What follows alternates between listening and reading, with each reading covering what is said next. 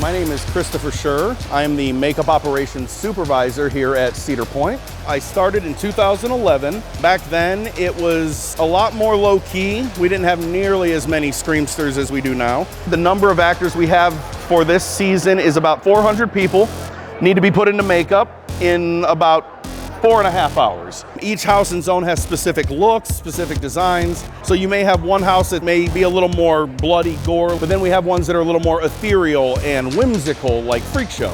If you're a fan of 80s slashers, you're gonna love Bayou this year. That was where our minds went with that zone. If you're into vampires and the Lost Boys, well, a lot of our vampires over in Bloodbath are gonna be having that kind of feel. Now, in order for our artists to have more freedom, we don't create a specific look for every character, but rather we'll have iconic characters like the Sandman in Erie, whereas the other characters are just his minions, and it leaves a lot more freedom for my artists to kind of play around with themes and things that fit that zone.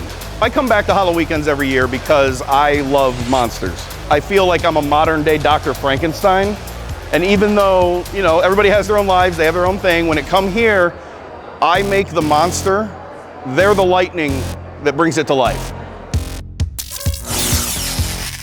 I'm Sam. I do the lighting and fog for Halloweekends at Cedar Point. I help design the lights and what you see and smell in the zones. We do about a year out. We start with what theme do we want, what we want each room to look like, what does that room sound like, what does it look like, what does it smell like, what does it feel like, what kind of things can you encounter when you're walking through, how can our Screamsters surprise you in that room. We definitely pull inspiration from the park itself, like Erie Estates for example. We really lean heavily on Beckling. So I really like that we pull from just Cedar Point history, but also we do pull inspiration from cult classic horror movies. A good chunk is also just original, like example like Midnight, that is something that was created in-house. Our mazes have progressed in ways of like effects. We have quite a few new trigger button effects throughout the mazes this year that are going to be really fun, but I'm also very excited for Blood on the Bayou. That one is a new theme this year where we're trying something new, and we've got a few surprises up our sleeves for that one.